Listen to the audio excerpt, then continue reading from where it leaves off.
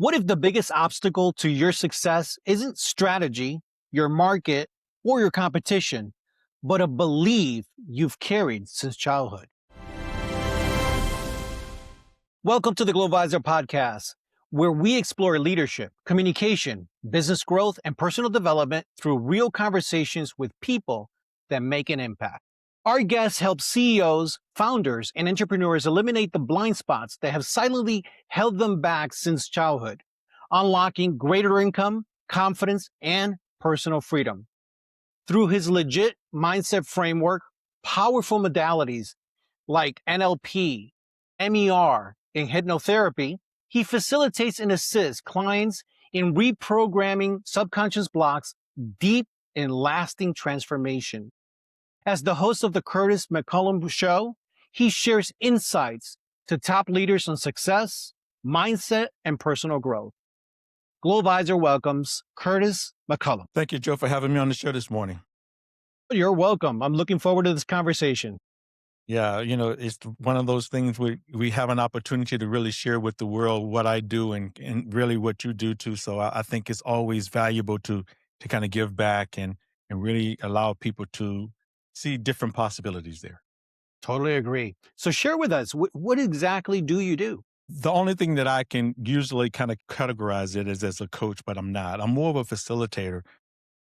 We do more deep transformation by utilizing modalities that actually creates these lasting changes. And what we do different is most coaches work with what I call the cognitive side of the equation. So our brains broke up into two separate parts. One is the conscious mind and the other one is the subconscious mind. But the conscious mind operates about 5% of our behavior. And the subconscious operates about 95% of our behavior. So what I do, instead of concentrating on what a willpower, making people work harder, I look and work with the subconscious mind where all the behavior lies. And if we can get that on board with your conscious mind, that's when real change starts to happen quickly, fast, and on an exponential level. Can you tell us a little bit more about what is this LEGT mindset process that you have? And then what is NLP and what's EMR? Are they all the same? Are they different? And how do they operate within the subconscious mind? Well, basically, let's start with the LEGT mindset first. With the LEGT mindset, what it is a progressive process where we actually learning, growing, and expanding and transforming. And so you think of your life, if you could picture this in your mind, is like you started with learning, and through learnings, you expand, you grow, you expand, you transform, but it's not linear because it's not like a destination. It's actually a continued progression going upward. And with the learning, basically, we are now auditing the scripts. We're actually getting rid of and identifying the old baggage that's actually holding you back. This is one of the biggest challenges that most people have, that they have these scripts that's running, that has been running since childhood, but they have no idea that they're running. So first of all, we do the learning is actually auditing those scripts, moving from the unconscious habit to the conscious observation. Then the growing phase is more like a two-edged sword. This is where it becomes, a person has become really courageous to be willing to give up that old belief of who they think they are to actually identify their true identity. It's like shedding the old skin, letting everything go and releasing it on a courageous way. Then a person expands by creating this internal volume. I believe that we have unlimited potential, and what I call the universal capacity principle that I've created, that will manifestations, in order for it to actually expand, you got to get rid of. So once we empty our backpacks in the growing phase, now we have to now refill it, not only with power, with peace, with more success, but then you can stretch the boundaries to greater possibilities, to immeasurable more. And then the transformation is actually creating these habits. We create, one of my clients, most CEOs, the term that they use is lightness. My last client I was working with, he had a lot of anxiety when he went into to situations, and he called me over the weekend and says, Curtis, I had two two huge events, 70 plus people that I normally would just freak out, sweat, and just, he says, but I was cool as a cucumber. So basically, that's what we aim to have is these shifts, not only on the physiological way, but mental way. So when you look at legit mindset, the legit mindset is just the framework with which we work from. And then we implement the modalities. That's where NLP and EMR come in. Basically, you think about going back to the legit mindset. It was learning. So we have to now identify that that baggage. We'll call it baggage for lack of term. And so we empty the backpack by utilizing MER. That's mental and emotional release technique that I learned from Dr. James. And what that does is a quick way of getting rid of all limiting beliefs and negative emotions, anger, sadness, guilt, shame, whatever else that comes up for you. I'm not good enough. I'm not worthy, limiting beliefs. And it's a process that we go and literally look at the situation on a level above your timeline so that now you can get a learning from what actually happened. See, our higher self knows exactly what happened and how it happened. And everything that happens in our life is kind of on a timeline. So basically, you're looking at that event, you say sadness. Well, I use myself as an example. I did it on myself about a few months ago because I was still struggling in my business, meaning like I was still like, okay, I'm getting all these transformations for these other individuals. Why in the heck that I'm not really just really busting out, right? Like I should, and I'm doing it for others. Why not me? So I had to stop and look at my own behavior and figure out what it was. And the script that I was running was that success is hard and difficult. Success is hard and difficult. So I had a friend of mine, I call him Coach Kev. Coach Kev, me and him did an MER session, about 10 minutes or so. And we went to review that event, success is hard and difficult. What my subconscious mind told me where it was is around age 2. So when I looked at the event, now I can now reframe it and says, oh, I'm persistent and I'm courageous. And so I can move forward. So that's the learning I got from it. Well, I was curious, like, okay, what was happening in my age life at age 2? So I called my mom and I said, Mom, what was happening in my life at age 2? She says, oh, yeah. So when you were 2, your sister was being born, and I did not want 2 babies in diapers at the same time. I don't know if you have kids or not, but if you have a boy, to try to be potty trained at 18 months, it's difficult. And the words that she used, now this is what really gets kind of mind blowing. The words that she used was, and it was hard and difficult for you to be potty trained. So think about that belief of success is hard and difficult. I've been carrying now for 5 decades, right? Not knowing that was running. Now this is the evidence that it was running. Every time I would reach a plateau, I would sabotage. A lot of success, sabotage, because in my mind, it's like, if I work hard, it's going to be hard and it's going to be difficult. I remember my wife came to me when I was in insurance sales, and we were doing over $1 million in revenues a year.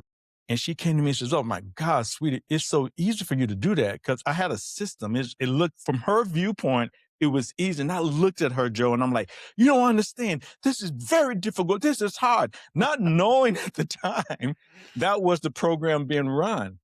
And so when I look back on my life, on all of my successes and all of my setbacks, I can always pinpoint that. Now, once I let go of that through MER, about a 10-minute session, boom, everything changed.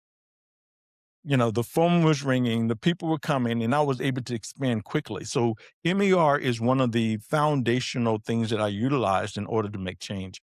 Now, with neuro-linguistic programming, neuro is the mind, linguistics is the language or how we speak to ourselves. The programming are the scripts that we run, or the strategies that we run. During some of these sessions, I'm utilizing different languagings to help people move this behavior, loosen up the grips of that old behavior, and we can reframe it by utilizing the neuro-linguistic programming. And also, there are some quick ways of getting rid of anxiety or whatever else we need to get up. there's a lot of strategies within NLP that we utilize. And then hypnotherapy, you think about MER and you think about neurolinguistic programming, all of them are hypnotic, what I call modalities, right? And hypnosis is really a natural state of mind. It's a natural state of trance.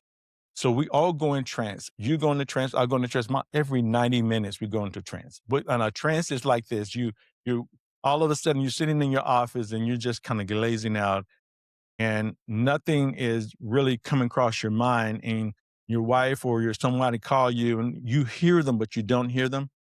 Yes. That's trance. Or you've been driving on the freeway and you kind of blink out for 30 minutes and you look up and you make it to your destination because you've gone through trance. Well, what we do it on purpose, specifically to reclaim the negative subconscious for a purpose. So what we're doing, we're helping you empty out the backpack, rewriting the internal scripts that dictates your reality. So it unlocks this universal capacity. So we use hypnotherapy, trance, to now communicate with your subconscious mind in a very effective way, on purpose, for purpose. So those are the three modalities that I utilize within the framework of legit mindset. Interesting. But going back to your example there, within 10 minutes, you were able to identify that it happened at the age of 2? Yes. Yes. And how is it a specific year, I guess? How does that come about for you? That It's not, you and that's the beautiful part about it. This is what we have to understand is that a part of all of us, a part of our being, we have a higher self. Some people call it your soul. Some people call it, if you're a Christian, some people call it the Holy Spirit, whatever they call it. It's a label, but within us is this being that actually we have all of this information within our subconscious or our superconscious minds. So when you ask yourself questions, you're going to get really great answers. So the part of the process is that, first of all, you have to get permission. Is it okay for you to release this negative emotion of this limiting belief of success is hard and difficult, and be aware of it consciously? And a person has to say, yeah, I'm willing to do. Then I ask the question, what is the root cause of that event? The first event, so that when we recognize it, we can release it easily and effortlessly. If you were to know, was it before, during, or after birth? And then the first thing that comes to your mind is the date that we go with. Now, the powerful thing is that some people go back to a past life. Some people go back genealogical, meaning that sometimes our baggage that we carry is not from my generation. My dad or my granddad or my great granddad may have had a negative belief about money that I've been carrying all this time, that now it comes up. That's when my subconscious mind tells me where it is. So what it is that, is it true or not? I don't know. What I do know is that it works. And so I tell people just relax and follow the process. And so during the process now, that's a minute. That's a minute right there, just asking you that question. Now I tell them to float above their timeline. I give them a process on how to do it. So they float above their timeline, back above the event, looking down on the event. Then ask yourself, your higher self, what is it that you need to learn from this event? The learning that will allow you to let go of this easy and effortlessly. And then, because they are in a light trance, not a hypnotic trance. Hypnosis usually you do with an induction, like, okay, close your eyes, breathe deeply. Now, this is more like just talking directly to your superconscious and your conscious mind. And it tells you, hey, Joe, it was H2 when I asked you that question, and we float above H2. Do I see the event? I don't know any idea what happened at H2. And what I do know is the feeling and emotion and the vibrations that happen at age 2. So sometimes you don't see an actual event, but you feel the emotions and the vibrations and the pull and the negative emotions or the energy that's around that particular area. That's what you're trying to release. See, a negative emotion releases once you get a learning from what you need to learn. That's the whole idea, is that the whole, that's where legit mindset was actually born, was me asking God. That's what I call my maker, my source, my everything. I was asking God for years, Joe, what is this life all about? Because I didn't understand it. I was born in Mississippi. My father was a fire and brimstone preacher for over 50 years. And so I went to church on Sunday, I went to church on Wednesdays, and I did all of the things, but I was still questioning, what is this life all about? What is it? And what came to me was the fact that I read a book, and it was interesting how I even got to that book. That I went to a session with a young lady, and I told her, yeah, I do hypnotherapy, yada, yada. She says, oh, have you read this book, Many Lives, Many Masters? I said, no, I haven't read that book. She said, you need to read it. I said, okay, all right. She says, no, you really need to read it. So I went back for my second session. She says, did you read the book? I said, no, I didn't read it yet. I got it, but I didn't read it. She says, no, you need to read the book. I mean, like, hey, you got to read it. Like, what the heck? And so then it's what's so crazy that I met with my friend, Coach Kevin, in Las Vegas on a trip. And then he mentioned something similar to that. I'm like, okay, time out. Let me go read the book. And over that weekend, I read the book. And what came from that was that this life is all about learning. If we stop and realize that whatever we're going through, Joe, it's all about the benefit of you learning something. You came to this world, you came to this earth with a purpose. And part of your purpose is to figure out what is that you need to learn so that you can carry that through life, so that you can go through life with more ease than not. I do want to go back to something you had mentioned of the multi-generational messaging. In those cases, does the last generation or any other generations, do they have to speak these words to you in order to become part of you? Or is that just something that carries over even before birth? That's interesting. And I'm going to tell you what I mean by that. I'm going to reframe it. My oldest son, Adam, he transitioned from this life to the next 5 years ago, a little bit over 5 years ago. And we did not know he had a son. When he transitioned, we learned that he had a son. I think he was 12 or 13 years old. And so now we have this grandson that we never had. Crazy thing, he really never met his father. His father was not there. It was for circumstances, whatever, it was not there. This is the crazy thing about it.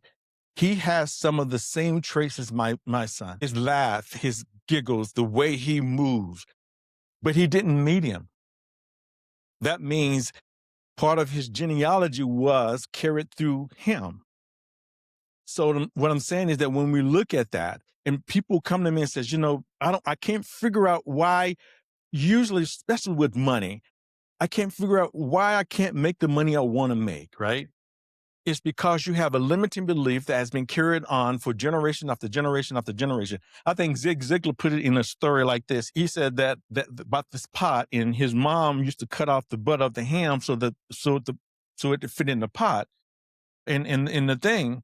And for generations, they did that. And they asked, Mom, why you cut off the ham? She says, because that's what Mom did. And then we went to Grandma and says, well, Grandma said the reason I cut it off because my pot was too short. I had to cut it off. So that was the reason why they continued to do things on a genealogical way. So a negative emotions or limiting belief also can be carried over, because generation is like, oh, they taught it to their kids. And sometimes people go to past lives. People are like, well, do I believe in past lives or not? Well, it's not my belief. My job as a facilitator is to follow the client. Wherever they lead me, I go with them to make the transformation that they need. One lady, she went to a past life 3 generations back because she was carrying sadness. I says, normally, I don't need to know what happened. I don't ask what happened. I just says go, and they go and they come back, because that's not my job, is to kind of analyze what happened. Just so happens they decided to share with me what happened. She says, oh my God, this is what I saw. I was a slave girl, and the master came. He took my child, and I was really sad, and that was the sadness that she was carrying. Literally, once she got rid of it, within that 10 minutes, it was gone. It's like, it's like when the energy leaves, they have a sense of lightness. They have a sense of clarity. And it's such an energetic move. It's a powerful thing. So the release really happens when you're bringing it from the subconscious into the conscious? Once we get the release, what we do, we go before the event, before the actual event. And then once you get the learning from it, that's the first question I ask them. What is it you need to learn from this event? And the learning is one of the most powerful things an individual can do. And they can do that on their own. It's like when you're going through something, they need to understand feeling is just an emotion that wants to communicate with us and leave. But usually what people do, they try to smash it down. They try to push it down.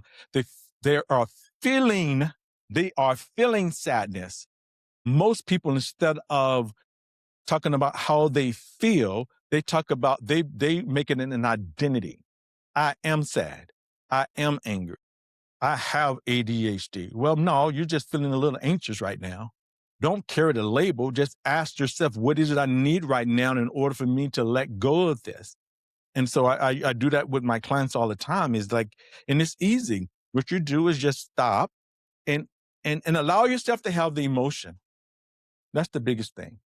Most individuals, especially CEOs and high, type A type individuals, don't want to feel. They don't want to hold on to it, right? But no, stop and acknowledge it. And I don't have to carry that. Yeah, totally true. It's so interesting because I get to interview a lot of different people, and they're always offered, do you want therapy? Do you want this kind of service? Do you want to try that? I'll do the interview, but that's about it. Thank you very Right. much. So I totally agree with you that certain types of people probably just shy away from it. But I wanted to go back to your example where you said that your client was feeling sadness and went Yes. back in history and it's with the loss of a child. And what was the lesson that she learned from that event? That regardless of what she's going through, she has the wherewithal to go through. And the tears coming down her face, now she's releasing this emotion because she has a learning that now she can carry forward. Now, what we do is we take that learning and then coming back on her timeline, we give that learning to every instance she felt sadness. See, because what happens with a negative emotion is that it's on what we call a gestalt. A gestalt is like a line of emotions that's linked. What your subconscious mind does, it links similar emotions together. So like if you're feeling sadness, it's going to link every time you have a similar sadness to that, it's going to link it. It's going to link it. It's going to link it. It's going to link it. So now you have this whole, if you look like a string of pearls, right? Every pearl is that negative emotion that you experience in that gestalt. Now you might have sadness in a different gestalt, but in that gestalt, all the similar emotions are linked together. So what we're doing is, so for her, she had the past life, we gave it the learning, then she came to any other time within her life, in this current life that she had that similar sadness, I give it that same learning. And you can look at their faces as they're coming back on their timeline, which takes about 30 seconds to a minute or two. They're coming back, going back before the event, giving that learning to every event they've experienced in that sadness. And then we test it. I don't just say, oh, yo, you did it. Oh, no. I says now, because when we do what I do in a 1-day mindset reset, we uncover all the baggage that's happening. So I might go and pull some baggage out and says, hey, you remember you told me about that you were sad when you were a little girl on the playground and somebody took your candy and you became really sad. How do you feel about that now? They're like, huh? What are you talking about? Sadness? Oh, no. That was okay. I'm fine with that. And that's kind of some of the language that they use. Sometimes people totally like, what are you talking about? I was angry? No. Or they were angry with the parent, like, oh, yeah, no. They were doing the best they could with the resources that they had. So I'm okay. So I would imagine there's a full spectrum of events for different individuals. And if someone contacts you today and starts off the process, are they thinking that they can solve these things in a week? Are they thinking that they have to work with you for a year? What should they expect? For me, I don't believe in long engagements. No. The My client one of my current clients we're working with right now, we have worked together, actually worked together face to face, like me and you right now, a total of maybe 7 hours. The 1 day mindset reset, where we're doing most of the work, the heavy lifting. Normally, we do about 3 to 4 hours one day and about 3 to 4 hours another day. One is getting all the baggage. We lighting up all the baggage and making sure we get everything. We're trying to find what the greater problem is. Then the second day, we're doing all the cleanup work with the MER, and then I create for them what I call a bespoke daily mental supplement. Because once you have a void, you have to fill it with something. And I create these curated, customized recordings, meditations that they listen to based on all the learnings that they gotten through the session. So we just said worst case scenario, 8 hours, right? 4 and 4 is 8. Then we might do 10 1 hour sessions as a cleanup. So a total with me is about 18 hours. In the middle of that, yeah, I require them to listen to the recording. That's a must, because of the fact that, think about a muscle. We just did all this heavy lifting. Think about, you've gotten in the best shape of your life, Joe. You've gone to the gym, you're all pumped up, you're good, looking good, and you said, you know what? I'm done. I'm not going to lift another weight. I'm not going to watch my nutrition. I'm just going to let it go. Well, you know what's going to happen. You're going to go back to what you looked like before. And so we need to start thinking about the mind the same way. We have to think about the mind as we have to continually condition the mind, just like you brush your teeth, just like mental hygiene. Dental hygiene, we need mental hygiene. We need to find something that we can do on a daily basis to make sure that we consider what we call pono. One of the things we do to help with the forgiveness and things that comes up, the doubts and the fears that come up, we do a quick session of what we call a honoponopono, where they forgive themselves and allow that energy to kind of release on a daily basis. I thank you for giving me this lesson. I love you, and let it go. That's a quick session that they can kind of keep their system running at the optimal level, because of the fact that we are bombarded with, I think it's 11 million bits of sensory data every minute. And we can only capture about 50 bits of that. So if we're not doing something to combat all of this negativity that we experience, we're going to be more negative than not. So my job is to give them tools so we have the most for one type of work. And we do it in sections. I don't do life. Basically, we do either career, we'll do spiritual, we'll do physical health, we'll do relationships. We do one category. And that one category, usually after about 5 of them, so 8, we'll just say the whole 18 hours, that's totally done, because we do a lot of other work in between that to really condition it and really sharpen. Because once they get rid of the baggage, oh my God, their vision opens up. Most CEOs, the language that they use, it's just so heavy. I'm so tired. I've been working so hard. And usually the people that I work with have been working and grinding for 20 years. They've had success. They have success. They have money. They have cars. They have titles, but something is still missing. It's like, okay, I'm trying to move to the next level, but I can't. And those kind of guys, that's who we normally do our best work. It seems that you have a pretty good system here and it can help people unveil what's hidden in the past there. But what if people contact you with a specific issue or maybe a medical situation? Are you able to help in those situations? Absolutely. Well, one of the things, look, I'm certified as a clinical hypnotherapist with a specialty in medical support hypnotherapy. That's not my forefront. That's not what I do. And I think we were sharing it with a young lady. I won't call her name. She might not like it. They were having hot flashes, right? Going through menopause. A lot of women go through it. And I created a bespoke daily mental supplement for her that controls I think it's called the hypothalamus, that controls the temperatures. and within her body. And within a week, boom, 90% of the time it cleared it up. She maybe had one hot flash and then very little. I mean, like, so we got it in 90% was done. An, Another one, when my wife went and they wanted to put her on a statin, we try our best to stay off medication with all possible. Now, we have to take it, we take it, but it's crazy now what they saying that we were listening to a commercial the other day and it says medicine is health. How can medicine be health? Medicine is not health. Has a purpose to get you back to health so that you can get off of it. Well, her doctor tried to prescribe a statin. And you're like, don't really want to go on the statin.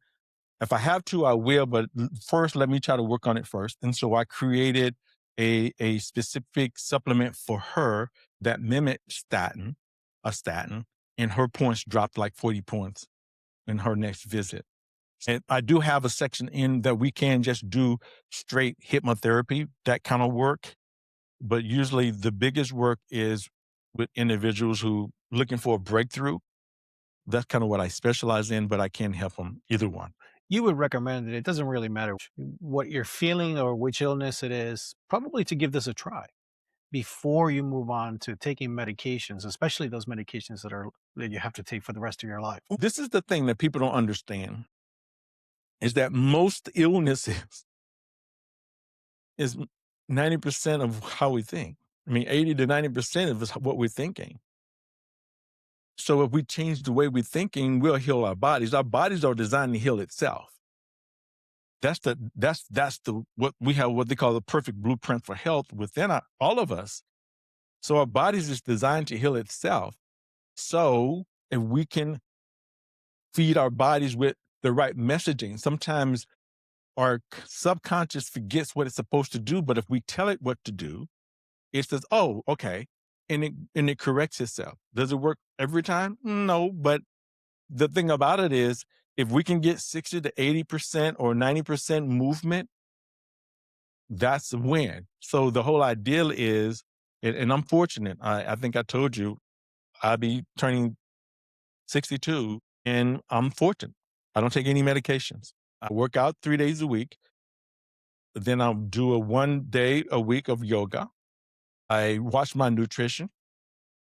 And so I'm doing the things that I can do to make sure that I stay as healthy as possible because of the fact that I want to show up for my clients healthy, energized, and ready to go. That's one of my values for my health. And so that's kind of what my objective is. I'm fortunate that I've always had that mindset and I've always worked towards that. Yeah, it's possible. And that's the thing about it. That's where about 2 weeks ago, I came out with the universal capacity principle. And it's actually taken from a scripture in Ephesians 3:20. It says, he is able to do immeasurably more than we ask or imagine according to the power that works within us. They're immeasurably more. That means that what it means is that you will always receive immeasurably more whatever you asking, ardently asking, desiring, or habitually imagining. The way it works is it doesn't matter. You're going to get more of it. So if you're focusing more on negativity, guess what? And people don't know how to talk to themselves. They says, "Oh my God, man, this just makes my heart ache." Ouch. Don't say that. Because your subconscious mind doesn't take jokes. So it says, "Oh, you want your heart to ache, so that's what I give you." Says, so we tell it what not to do, and it gives you more of it. It says, "I don't understand. I keep finding these horrible men, and I keep attracting these horrible men. I don't know why these men that I keep attracting are horrible. They're no good. And guess what they keep getting?" So, And so the whole ideal of this, the universal capacity principle, is ardently desiring what you truly want and habitually imagining that which possible. And what the universe can do for you, going to give you immeasurably more. And that's my job as a coach, is to help you get to that point where you can get whatever your immeasurably more is. I want to help you get there. one of the things that I find interesting is what you said about the way you speak to yourself. I find it amazing how people communicate and speak so kindly to strangers very often, but they don't speak that kindly to themselves or their loved ones. And they should. I mean, Yes, you're investing in yourself and you're spending your time with your life, and it's not a facade that you're trying to put up, but care for yourself long term. absolutely. And that's what people don't understand is that these offhanded remarks that you share with your kids are not funny. It's not. And like a case in point, we had a friend that formulated an eating disorder because when they were younger, their parents and their siblings used to say, "Oh, poochie, poochie, poochie, poochie, poochie," and then by the time they got to high school, they were bulimic because a joke. It doesn't don't joke negatively to your kids or the loved ones or who you love. It's not a joke. It becomes an affirmation. A a it becomes an asking, it becomes a habitual imagination of that. So be careful about how you talk to yourself. I'm always late. And that's so and NLP is like question, always? So, then so basically the language that we use is so powerful that really controls a lot of our behavior. Have to work on those reframes, catch No, yourself and absolutely. reframe I it. mean, we're always and what we do, Joe, is that me and my wife, if we're watching live television, we try not to. We pay extra money to get the commercial. Like we can watch it later. But when we are watching live television, soon as this show goes off, normally they're going to start some pharmaceuticals. What we do, we mute our television. Well, Curtis, is that important? Yeah, because I don't need that messaging. Filtering it. I'm Sure. filtering the messaging. I'm deciding what comes into my mind. Look at them. What they're doing now, they play upbeat music. They have these skits. They have all these things. And that's what guess what they're telling us, what they're doing to us is saying medicine is normal. It's not. Everybody takes medicine. Everybody doesn't take medicine. I mean, yes, if you need to take it for a specific purpose, take it. But the whole idea is to get your body back to a normalcy so it can take back over and continue to work for you. So it's so important that we protect our minds, we guard our minds with everything in our power, whatever it takes. This is a great point you're making. If you don't filter these things, again, going back to it, if you don't protect yourself to Yeah. take care of yourself, then what's the point? So, Curtis, what is one message that you want to leave with a listener who may need your services today and doesn't even realize? Well, usually a person who needs my services realize it. They do. They've come to a point in their life. They've been grinding now for 10, 15, 20 years. They've tried traditional coaching. They've tried mastermind groups. They even maybe have tried talk therapy. And at the end of the day, they still feel the same. They get some movement. I've gone to the Tony Robbins seminars and you get all pumped up and you get all razzed up. And all of a sudden, yeah, you're like, wow, yeah, yeah, yeah, yeah. Then you come back home the first week, you're just more motivated of what you were before you went. And so they know that. And so now these people are desiring a change that they've been searching for. Those are the people who come to work with me because other people who whimsically like, oh yeah, I want some change. No, I tell people, look, keep doing what you're doing. Don't mess up my track record because you're not ready. When you're ready, when you get to a 7 or 8 or 9 in a scale where I really want to change. So I'm talking to the individuals right now who really want to change, who say, you know what? I'm sick and tired of being sick and tired. I want to do something different. That's who I'm looking for. I don't look for everybody to say, oh yeah, no. Because before you come to work with me, you have to prove to me that you're ready to change. If not, we don't work together. When they contact you, you go through a quiz, you ask them some questions just to see where they are. People start with the values elicitation because our core values is our deepest level programming. It's an entry level program.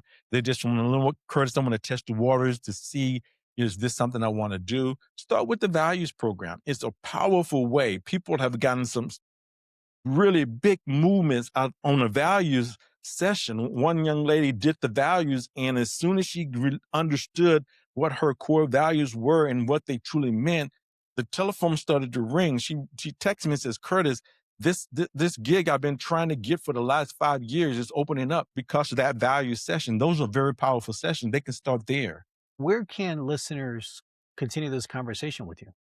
They can go to my website, either curtismccullum.com or Bespoke Human Potential Coaching. Both of them will lead them there. And then there's a couple of ways you see you can connect with me or do a 15-minute clarity call. It's free. Just let's talk. I mean, it won't hurt us to talk and see where you are now and see, are you at that 7 or 8 or 9, ready to do that change. And then if they just want to just kind of follow me, they can follow me on YouTube.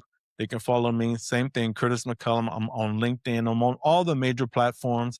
And what we did last year, at the beginning of this year, we changed the podcast from the Curtis McCollum Show to the Legit Mindset Podcast, so they can see my podcast. So yes, either one, they can kind of get to know me a little bit. I tell people to go to my site, get to know me, get familiar to what I do, so that now when you come to me, you're already ready. You know what I do. You know how I do it. Sure. Well, Curtis, thank you so much for the eye-opening conversation. This has been fantastic. And thank you for being a guest.